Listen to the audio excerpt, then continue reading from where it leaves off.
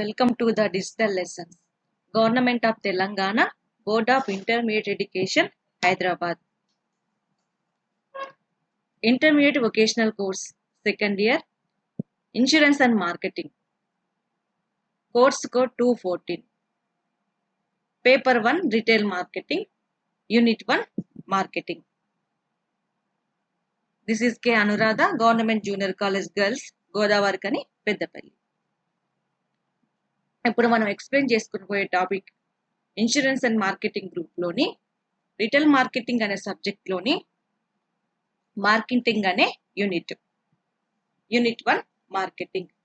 Introduction. Marketing is the process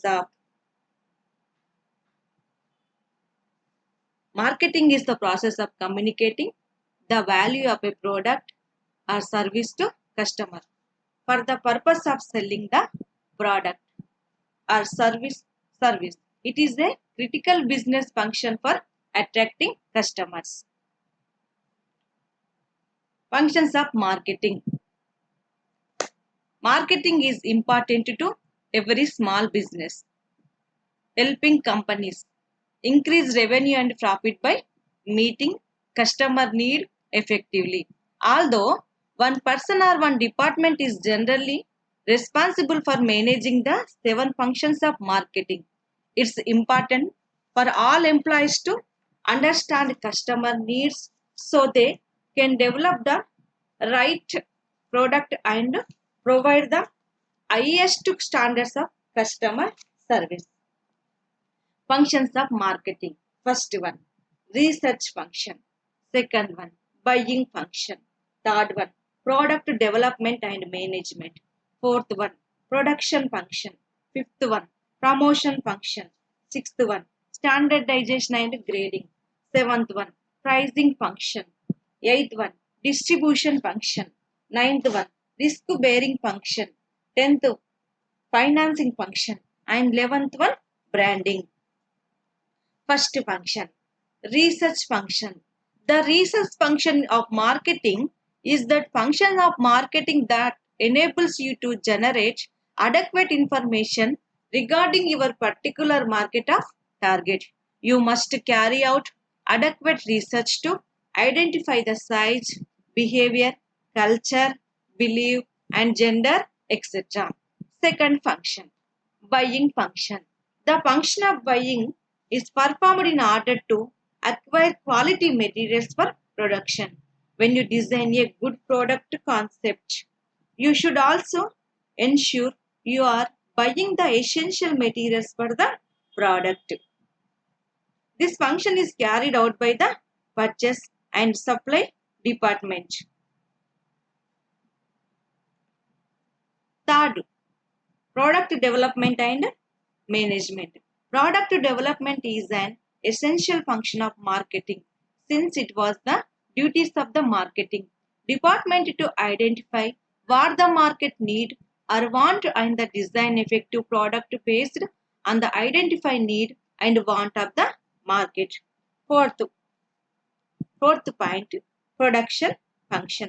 Production is the functions performed by the production department, though this is interrelated to the department of marketing because your product must possess the essential characteristic that can meet the target market needs and want as identified during your market research.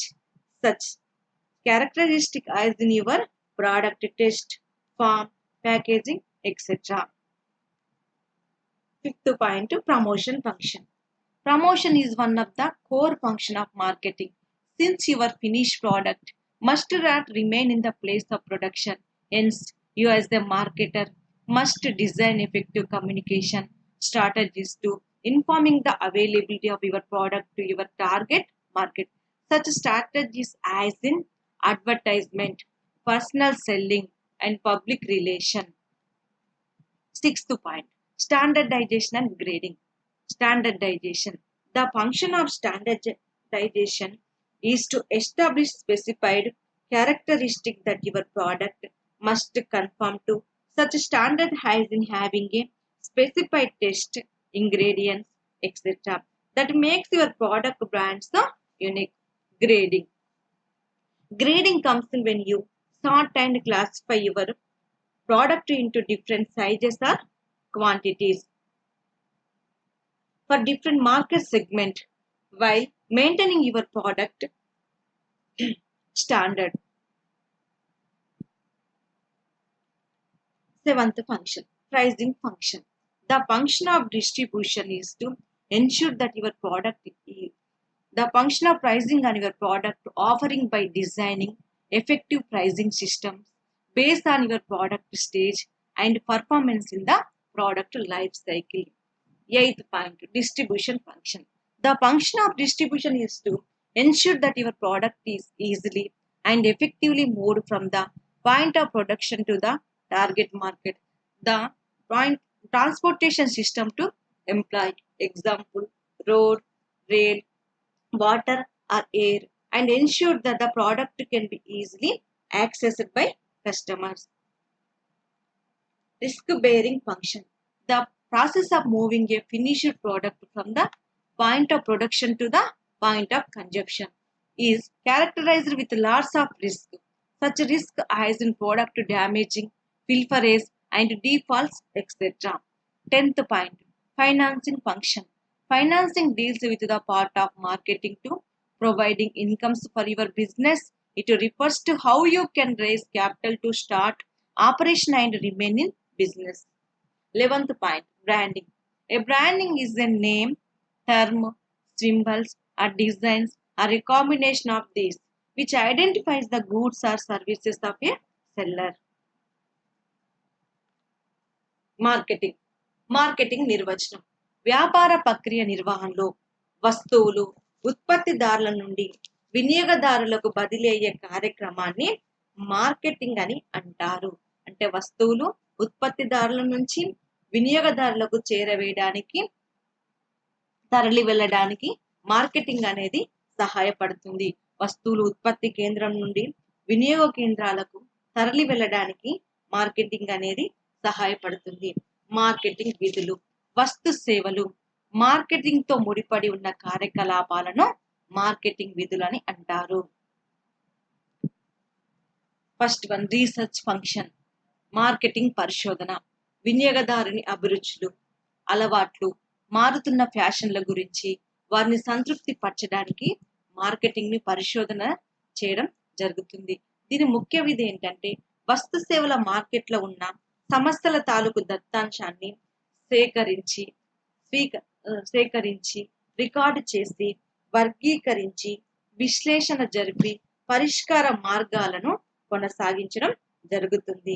వినియోగదారుని అభిరుచులు ఏ విధంగా ఉన్నాయి, అలవాట్లు ఏ విధంగా ఉన్నాయి, దానికి అనుగుణంగా వస్తువులను ఏ విధంగా తయారు చేయాలనేది మార్కెటింగ్ పరిశోధన ఏ విధంగా తయారు చేయాలనేది మార్కెటింగ్ పరిశోధన తెలియజేయడం జరుగుతుంది. సెకండ్ పాయింట్ ఏంటంటే కొనుగోలు. సమర్థవంతమైన కొనుగోలు అమ్మకానికి పునాది లాంటిది. వస్తు సేవల వినిమయ ప్రక్రియలో వస్తు సేవల కొనుగోలు అనేది ప్రధాన విధిగా చెప్పవచ్చును. సరుకులు కొనుగోలు చేసినప్పుడు ఎలాంటి సరుకులను కొనుగోలు చేయాలి, ఎలాంటి నాణ్యత గల సరుకులు కొనాలి, ఏ విధంగా కొనాలి అనే అంశాలను లెక్కలోనికి తీసుకోవడం జరుగుతుంది. కాబట్టి కొనుగోలు ఒక ప్రధాన విధిగా చెప్పవచ్చును. కొనుగోలు అనేది లేకపోతే అమ్మకాలు అనేవి జరగవు. కాబట్టి తయారు చేసిన వస్తువు వినియోగదారునికి చేరాలంటే కొనుగోలు అనేది చాలా ముఖ్యమైన విధిగా చెప్పవచ్చును. ఉత్పత్తి అభివృద్ధి మరియు నిర్వహణ. Product development and manage. ఉత్పత్తి అంటే ఉత్పత్తి విభాగం చేసే పని.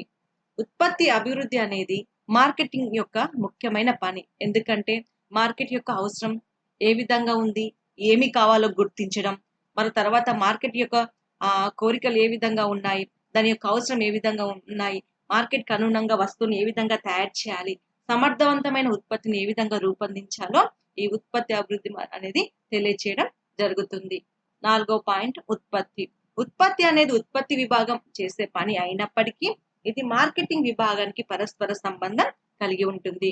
ఉత్పత్తి లక్ష్యాలను, మార్కెట్ అవసరాలను తీర్చడానికి ముఖ్యమైన లక్షణాలను కలిగి ఉండడం జరుగుతుంది మరియు మార్కెటింగ్ పరిశోధించడంలో వస్తువు యొక్క ఉత్పత్తి ఏ విధంగా జరుగుతుంది, దానికి రూపం, ప్యాకేజింగ్ వంటి లక్షణాలను పరిగణలోకి తీసుకొని వస్తువును తయారు చేయడం జరుగుతుంది.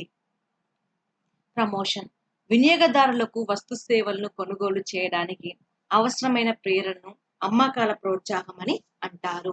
వస్తు సేవల కొనుగోలులో వినియోగదారులను ప్రేరేపించడానికి ఉపయోగపడే సాధనాలు అనగా షాంపిల్స్, కూపన్లు, ప్రదర్శనలు మొదలైనవి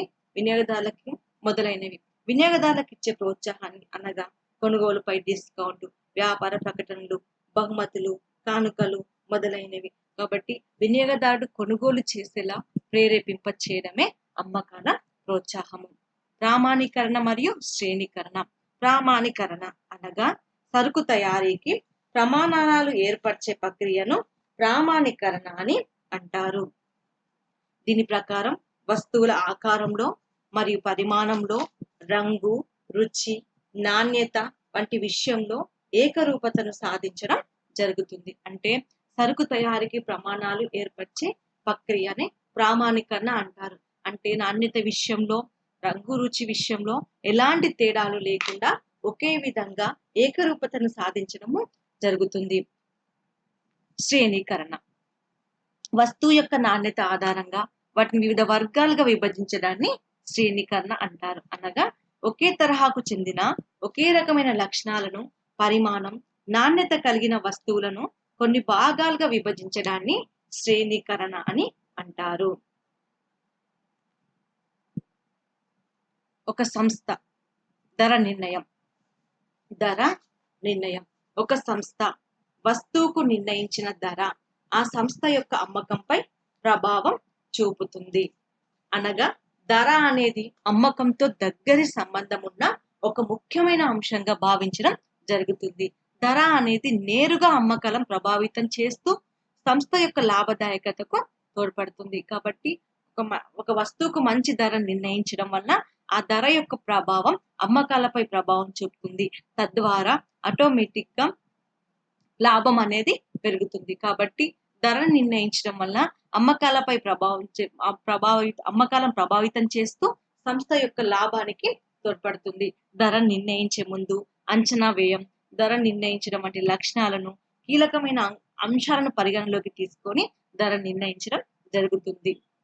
8th ఫంక్షన్ డిస్ట్రిబ్యూషన్ ఫంక్షన్. రవాణా ఉత్పత్తి కేంద్రాల నుండి వస్తు సేవలు వినియోగ కేంద్రాలకు తరలించే సాధనాలను రవాణా అంటారు. రవాణా అనేది స్థలం ప్రయోజనం మరియు కాల ప్రయోజనాన్ని కలగజేస్తుంది. వస్తువుల ఉత్పత్తి అనేది కొన్ని ప్రదేశాలలో మాత్రమే జరుగుతుంది, కానీ వస్తు వినియోగం అనేది దేశం నలుమూలలా విస్తరించి ఉంటుంది. కాబట్టి వస్తువును వినియోగ ప్రదేశాలకు చేర్చడానికి రవాణా ఉపయోగపడుతుంది. జల రవాణా, వాయు రవాణా, రోడ్డు రవాణా.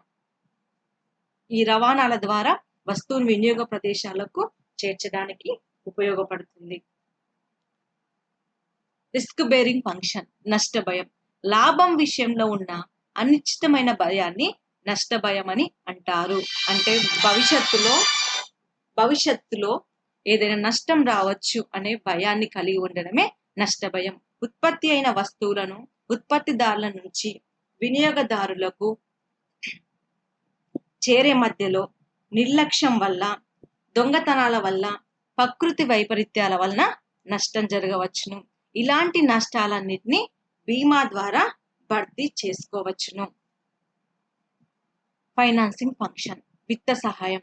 వస్తు ఉత్పత్తికి అవసరమైన యంత్రాలను అనగా స్థిరాస్తులను కొనుగోలు చేయడానికి, ఉత్పత్తి అయిన వస్తువులను భద్రపరచడానికి, నిర్వహణ మూలధనం సమకూర్చడానికి పెట్టుబడి లేదా ద్రవ్యం లేదా విత్తం యొక్క ఆవశ్యకతను ఎన్నలేనిదిగా చెప్పవచ్చు. బ్రాండింగ్. మార్కెట్లోని వస్తువుల వైవిధ్యం గమనించడానికి ఒక సంస్థ తన వస్తువులకు ఇచ్చే పేరు, పదం, సంకేతం వాటన్నిటి యొక్క సమ్మేళనాన్ని బ్రాండింగ్ అని అంటారు. Channel of distribution.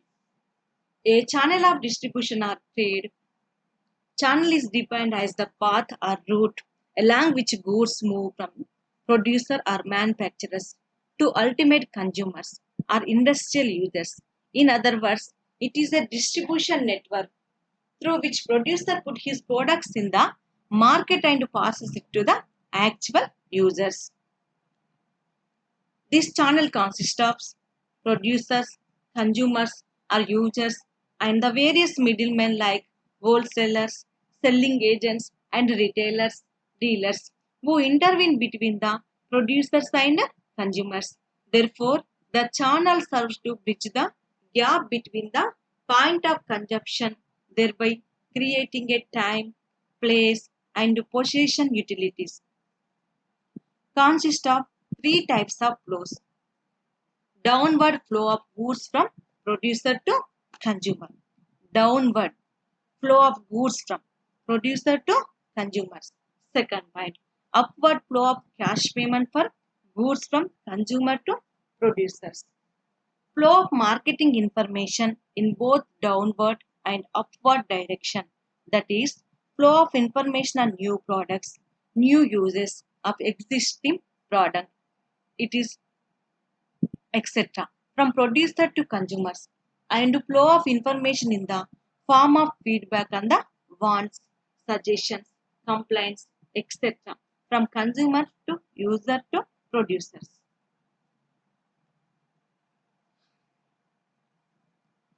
పంపిణీ మార్గం. ఉత్పత్తిదారుల నుండి, తయారీదారుల నుండి వస్తువులు వినియోగదారులకు లేదా పారిశ్రామిక వినియోగదారులకు వెళ్ళే మార్గాన్ని పంపిణీ మార్గం అని అంటారు. మరొక మాటలు చెప్పాలంటే ఇదొక డిస్ట్రిబ్యూషన్ నెట్వర్క్. ఉత్పత్తిదారులు తాము ఉత్పత్తి చేసిన వస్తువులు వాస్తవ వినియోగదారులకు చేరే మార్గాన్ని పంపిణీ మార్గం అని అంటారు. అంటే ఉత్పత్తి కేంద్రం నుండి వినియోగ కేంద్రం వరకు వస్తువులను సరళంగా సాఫీగా చేర్చడానికి అవసరమైన మార్గంను పంపిణీ మార్గం అని అంటారు. మధ్యవర్తితో కూడిన మార్గాన్ని పంపిణీ మార్గం అని అంటారు. ఉత్పత్తి అయిన వస్తువులను ఉత్పత్తిదారుడు అమ్మకానికి తరలించడం, వాటిని తుది వినియోగదారులకు చేర్చే సాధనంగా చెప్పవచ్చును. అంటే ఉత్పత్తిదారుడు ఉత్పత్తి చేసిన వస్తువులను వినియోగదారునికి చేరడానికి ఈ పంపిణీ మార్గాలు అనేటివి ఒక సాధనంగా పనిచేస్తున్నాయి. పంపిణీ మార్గాలు అనేవి లేకపోతే ఉత్పత్తి అయిన వస్తువులు ఉత్పత్తి కేంద్రంలోనే ఉంటాయి. కాబట్టి ఉత్పత్తి కేంద్రం నుండి వస్తువు వినియోగ కేంద్రం వరకు వస్తువులను సాఫీగా సరళంగా చేరడానికి అవసరమైన మార్గంను పంపిణీ మార్గం అని అంటారు. పంపిణీ మార్గాలు వస్తువులను ఉత్పత్తిదారుల నుండి వినియోగదారుని వరకు చేర్చగలవు.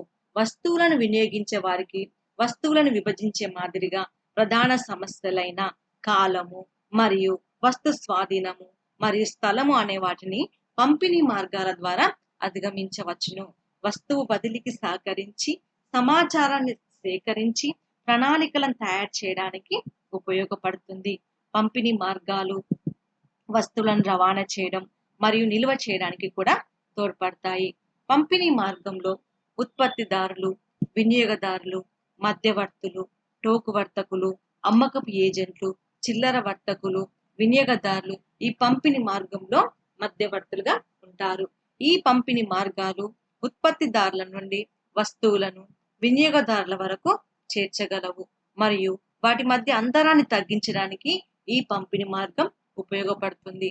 ప్రధాన సమస్యలైన వస్తువు స్వాధీనము, కాలము మరియు స్థలము అనే వాటిని ఈ పంపిణీ మార్గాల ద్వారా అధిగమించవచ్చును. పంపిణీ మార్గం 3 రకాల ప్రవాహాలను కలిగి ఉంది. ఉత్పత్తిదారుల నుండి వినియోగదారులకు వస్తువులను పంపిణీ చేయడం, ఉత్పత్తిదారులు తయారు చేసిన వస్తువులను వినియోగదారులకు పంపిణీ చేయడం. సెకండ్ పాయింట్, వినియోగదారుల నుండి ఉత్పత్తిదారులకు వస్తువుల కోసం నగదు చెల్లింపులను చేయడం. అంటే వినియోగదారుల నుండి వినియోగదారుడు కొనుగోలు చేసిన వస్తువులకు బదులుగా నగదు చెల్లింపులను ఉత్పత్తిదారులకు పంపిణీ చేయడం. అంటే ఉత్పత్తిదారుడు తయారు చేసిన వస్తువులను వినియోగదారులకు అందించడం, వినియోగదారుల నుంచి నగదును ఉత్పత్తిదారులకు అందించడం.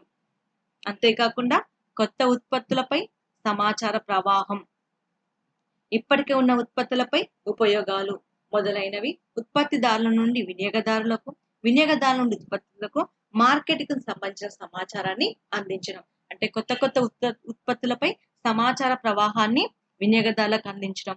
ఇప్పటికే ఉన్న ఉత్పత్తులను ఏ విధంగా ఉపయోగించాలి, వాటిని ఏ విధంగా ఉపయోగించాలనేది అటు ఉత్పత్తిదారుల నుండి వినియోగదారులకు, ఇటు వినియోగదారుల నుండి ఉత్పత్తులకు మార్కెట్కు సంబంధించిన సమాచారాన్ని అందించడం జరుగుతుంది.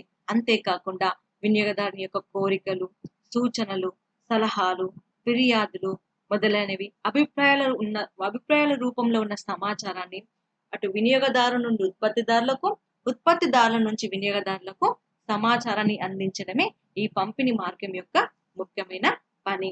ఈ పంపిణీ మార్గం వస్తువులను ఒక ప్రాంతం నుంచి మరొక ప్రాంతానికి సాఫీగా సరళంగా తరలించడానికి ఉపయోగపడతాయి. ఈ పంపిణీ మార్గం అనేది లేకపోతే వస్తువులు ఎక్కడ తయారు చేసిన వస్తువులు అక్కడే ఉంటాయి. కాబట్టి వస్తువులు ఎక్కడో తయారవుతాయి, కానీ వాటి యొక్క వినియోగం దేశం నలుమూలలో ఉంటుంది. కాబట్టి దేశం మొత్తం విస్తరించడానికి ఈ పంపిణీ మార్గం అనేది ఉపయోగపడుతుంది.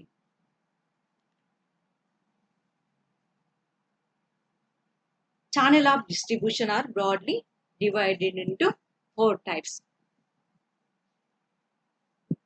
Channel of distribution divided into 4 types. First one, producer to consumer. Second one, producer to retailer, retailer to consumer.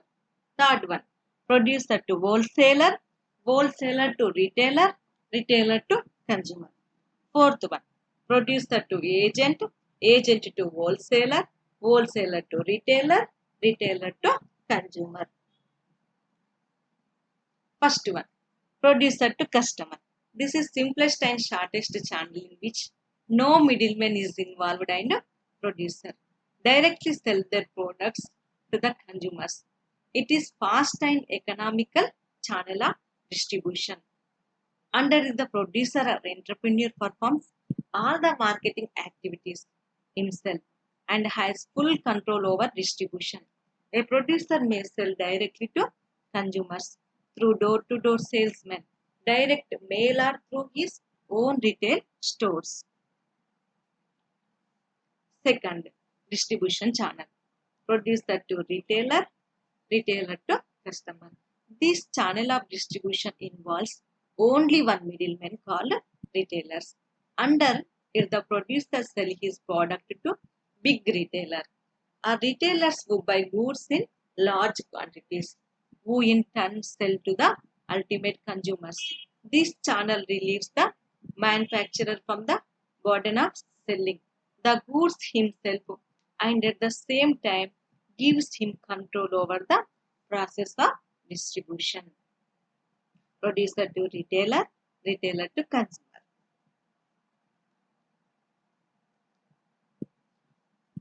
Third, distribution channel.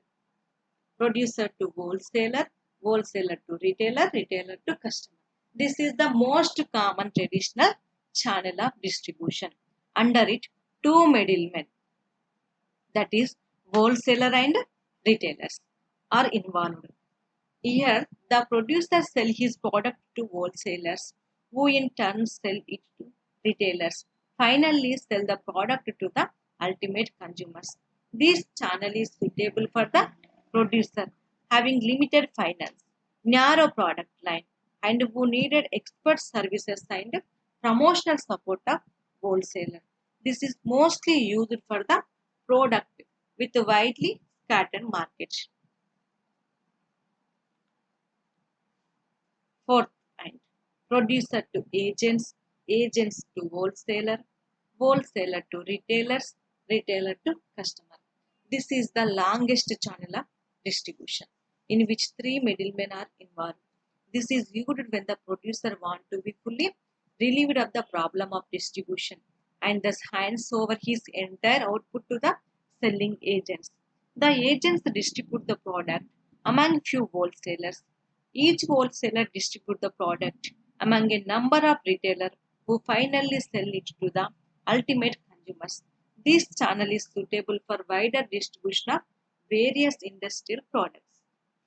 Distributional channel for consumer products and services. Manufacturer, producer to agents, agents to wholesaler, wholesaler to retailers, retailer to consumer. and upward cash payment to consumer to retailers, retailer to wholesaler, wholesaler to agent, agents to producers. పంపిణీ మార్గాల రకాలు. మొదటి పంపిణీ మార్గం ఉత్పత్తిదారు నుంచి వినియోగదారు వరకు. దీనినే ప్రత్యక్ష పంపిణీ మార్గం అని కూడా అంటారు. ఇందులో మధ్యవర్తుల ప్రమేయం ఏమీ లేకుండా ఉత్పత్తిదారుడు నేరుగా వస్తువులను వినియోగదారులకు అమ్మే మార్గంను ప్రత్యక్ష పంపిణీ మార్గం అంటారు. అంటే ఈ మార్గంలో ఉత్పత్తిదారుడు తాను తయారు చేసిన ప్రతి వస్తువును తానే స్వయంగా నేరుగా వస్తువులను వినియోగదారులకు అమ్మడం జరుగుతుంది. ఇది చాలా సులభమైన పద్ధతి. ఇందులో మధ్యవర్తుల ప్రమేయం అనేది ఏమీ ఉండదు. మధ్యవర్తుల ప్రమేయం లేకుండా ఉత్పత్తిదారుడు తానే స్వయంగా వస్తువులను తీసుకొచ్చి తానే వినియోగదారునికి అమ్మడం జరుగుతుంది. కాబట్టి వినియోగదారునికి మరియు ఉత్పత్తిదారునికి ఇక్కడ ప్రత్యక్ష సంబంధం అనేది ఉంటుంది. అందుకే దీన్ని ప్రత్యక్ష పంపిణీ మార్గం అని కూడా అంటారు. అంటే మధ్యవర్తుల ప్రమేయం లేకుండా ఉత్పత్తిదారుడు నేరుగా వస్తువులను వినియోగదారులకు అమ్ముతున్నాడు కాబట్టి దీని ప్రత్యక్ష పంపిణీ మార్గం అని కూడా అంటారు. ఇందులో మధ్యవర్తుల ప్రమేయం అనేది ఏమీ ఉండదు. ఉత్పత్తిదారుడు తానే స్వయంగా తీసుకొచ్చి వస్తువులను వినియోగదారులకు అమ్మడం జరుగుతుంది. Second distribution channel. రెండవ పంపిణీ మార్గం ఉత్పత్తిదారు నుంచి చిల్లర వర్తకుడు, చిల్లర వర్తకుడు నుంచి వినియోగదారుడు. దీని ప్రత్యక్ష పంపిణీ మార్గం, పరోక్ష పంపిణీ మార్గం అని కూడా అంటారు. ఈ మార్గంలో ఉత్పత్తిదారుల నుంచి చిల్లర వర్తకులు పెద్ద మొత్తంలో వస్తువులను కొనుగోలు చేసి వినియోగదారులకు అమ్మడం జరుగుతుంది. ఇందులో ఒకే ఒక మధ్యవర్తి ఉంటాడు, అతనే చిల్లర వర్తకుడు. ఈ చిల్లర వర్తకుడు వస్తువులను ఉత్పత్తిదారుల నుంచి పెద్ద మొత్తంలో కొనుగోలు చేసి వినియోగదారులకు అమ్మడం జరుగుతుంది. ఇక్కడ చిల్లర వర్తకుడు నేరుగా వినియోగదారులకు అమ్ముతాడు కాబట్టి చిల్లర వర్తకునికి వినియోగదారునికి ప్రత్యక్ష సంబంధాలు ఉంటాయి. మూడవ పంపిణీ మార్గం ఉత్పత్తిదారుడు, టోకు వర్తకుడు, చిల్లర వర్తకుడు. ఉత్పత్తిదారుడు వస్తువులను ఉత్పత్తి చేసి టోకు వర్తకునికి అమ్మడం జరుగుతుంది. టోకు వర్తకుడు వస్తువులను కొనుగోలు చేసి చిల్లర వర్తకునికి అమ్మడం జరుగుతుంది. చిల్లర వర్తకుడు వస్తువులను కొనుగోలు చేసి వినియోగదారులకు అమ్మడం జరుగుతుంది. ఇందులో ఇద్దరు మధ్యవర్తులు ఉంటారు, వారు టోకు వర్తకుడు, చిల్లర వర్తకుడు. దీన్ని కూడా పరోక్ష పంపిణీ మార్గం అని అంటారు. టోకు వర్తకుడు వస్తువులను కొనుగోలు చేసి చిల్లర వర్తకులకు అమ్మడం జరుగుతుంది. చిల్లర వర్తకుడు నేరుగా వినియోగదారులకు అమ్మడం జరుగుతుంది. కాబట్టి చిల్లర వర్తకుడు వినియోగదారులతో ప్రత్యక్ష సంబంధాన్ని ఏర్పరచుకోవడం జరుగుతుంది. వినియోగదారులకు అవసరమైన ప్రతి వస్తువును చిల్లర వర్తకుడు వారికి అందించడం జరుగుతుంది. ఈ విధంగా చిల్లర వర్తకుడు నేరుగా వినియోగదారులతో ప్రత్యక్ష సంబంధాన్ని ఏర్పరచుకోవడం జరుగుతుంది. నాలుగవ పంపిణీ మార్గం ఉత్పత్తిదారు నుంచి ఏజెంటు, టోకు వర్తకుడు, చిల్లర వర్తకుడు, వినియోగదారుడు. దీన్ని కూడా పరోక్ష పంపిణీ మార్గం అంటారు. ఇందులో ముగ్గురు మధ్యవర్తులు ఉంటారు, వారు ఏజెంటు, టోకు వర్తకుడు, చిల్లర వర్తకుడు. ఉత్పత్తిదారుల నుంచి వస్తువులను ఏజెంట్లు కొనుగోలు చేసి కొంతమంది టోకు వర్తకులకు అమ్మడం జరుగుతుంది. అంటే ఏజెంట్ల దగ్గర ఉన్న టోకు వర్తకులందరికీ వస్తువులను అమ్మడం జరుగుతుంది. టోకు వర్తకులు వస్తువులను ఏజెంట్ల నుంచి కొనుగోలు చేసి తమ దగ్గర ఉన్న చిల్లర వర్తకులకు అమ్మడం జరుగుతుంది. ఈ చిల్లర వర్తకుడు నేరుగా వినియోగదారులకు అమ్మడం జరుగుతుంది. ఈ విధంగా ఉత్పత్తిదారు నుంచి వస్తువులను ఏజెంట్ కొనుగోలు చేస్తే ఏజెంట్ నుంచి టోకు వర్తకుడు కొనుగోలు చేస్తాడు. టోకు వర్తకుడు నుంచి చిల్లర వర్తకుడు కొనుగోలు చేసి వినియోగదారులకు అమ్మడం జరుగుతుంది. దీన్ని పరోక్ష పంపిణీ మార్గం అని కూడా అంటారు.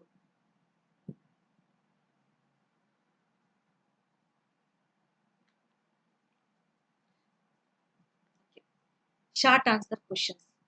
What is marketing? మార్కెటింగ్ అనగానేమి? What is branding? బ్రాండింగ్ అనగానేమి? What is grading? శ్రేణీకరణ అనగానేమి? What is standardisation? ప్రామాణీకరణ అంటే ఏమిటి? What is sales promotion? అమ్మకాల ప్రోత్సాహంను నిర్వచించుము. వ్యాస రూప సమాధాన ప్రశ్నలు. ప్రతి ప్రశ్నకు 6 మార్కులు. స్వల్ప సమాధాన ప్రశ్నలకు 2 మార్కులు. వ్యాస రూప సమాధాన ప్రశ్నలకు ప్రతి ప్రశ్నకు 6 మార్కులు. Explain the functions of marketing. Marketing విధులను వివరించుము. What is the channel of distribution. పంపిణీ మార్గాలు అంటే ఏమిటి? Explain the different types of channel of distribution. వివిధ రకాల పంపిణీ మార్గాల గురించి వివరించండి. ఓకే, ఇప్పటి వరకు మనము మార్కెటింగ్ విధులను గురించి, పంపిణీ మార్గాల గురించి మరియు పంపిణీ మార్గాల రకాల గురించి తెలుసుకోవడం జరిగింది. Thank you one and all. Prepared by K Anuradha, government junior college girls, Godavarikhani. Thank you.